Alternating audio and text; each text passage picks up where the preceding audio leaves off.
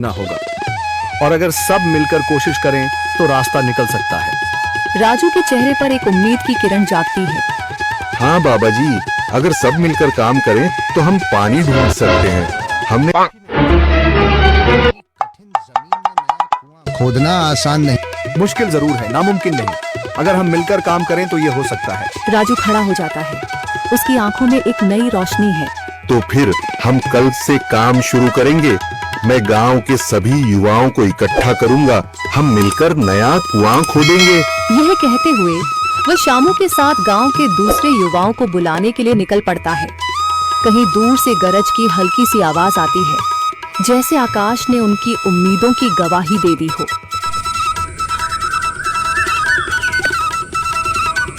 अगली सुबह राजू और शामू गांव के युवाओं को इकट्ठा करने निकल पड़े। चौधरी महेश की हवेली के सामने एक भीड़ जमा है। बाबा जी, संदरी, गांव के कुछ बुजुर्ग और किसान सभी मौजूद हैं। हम हाथ पर हाथ रखकर नहीं बैठ सकते। अगर अल्लाह ने हमें हिम्मत दी है तो हमें खुद पानी के लिए मेहनत करनी होगी। हम एक नया कुआं खोदेंगे। लेकिन राजू, क्या हमें यकीन है कि वहाँ पानी मिलेगा? बेटा, पानी जमीन के अंदर होता है, बस सही जगह खोदने की जरूरत है। हमने अपने बुजुर्गों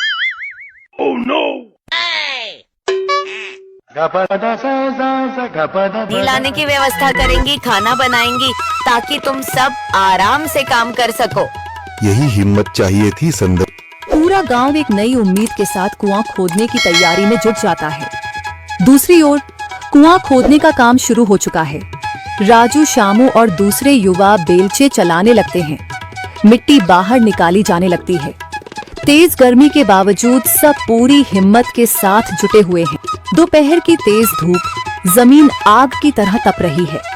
गांव के लोग लगातार कुआं खोदने में जुटे हैं। हाथ छिलने लगे हैं, माथे से पसीना बह रहा है, मगर किसी ने हार नहीं मानी। महिलाएं पानी और सत्तू लेकर आती हैं ताकि पुरुषों को कुछ राहत मिले। हमें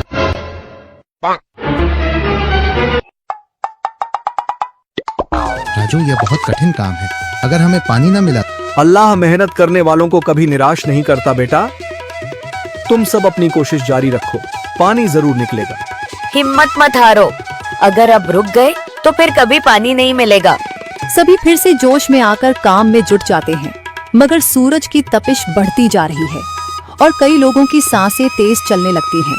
तभी एक तरफ से रामलाल और उसके आदमी हंसते हुए आते हैं। अरे भाई, तुम्हें लगता है कि जमीन तुम पर रहम करेगी? हाँ हाँ, ना समझ लोग, ये सब बेकार की मेहनत है। रामलाल, हमारा हौसला मत तोड़ो। अगर तुम मदद नहीं कर सकते तो कम से कम मजाक भी मत उड़ाओ। मदद? हाँ, मैं अपने कुएं का पानी बेच सकता हूँ, मगर मुफ्त में नहीं दूंगा। राजू सब अनसुना कर फिर काम में लग जाता है। शाम होने लगती है, लेकिन अभी तक पानी का नामो निशान नहीं। कुछ लोग मायूस होकर पीछे हटने लगते हैं। राजू, शायद रामलाल सही कह रहा है, यह सब बेकार है। नहीं शामू, हमें हार नहीं माननी। अगर आज हार गए तो फिर कभी हिम्मत नहीं कर पाएंगे। तभी अचानक फावड़ा किसी कठोर चीज से टकराता है। एक अजीब सी आवाज आती है।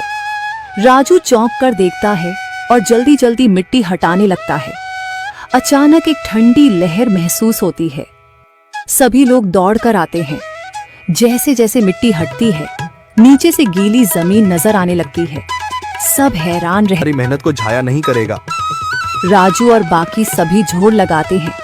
कुछ ही पलों बाद अचानक मिट्टी के नीचे से पानी की एक छोटी सी धारा फूट पड़ती है। गांव वाले खुशी से चिल्ला उठते हैं। पानी पानी निकल आया। इस पर तुम्हें यकीन नहीं था। पूरा गांव आनंद से झूम उठता है। लोग एक दूसरे को बधाइयां देते हैं। औरतें दुआ करने लगती हैं। कुछ दिन बीत चुके हैं। गांव वाले नए कुएं से पानी भर रहे हैं, खेतों को सींच रहे हैं और जिंदगी फिर से पटरी पर लौट रही है। मगर रामलाल अब भी अपनी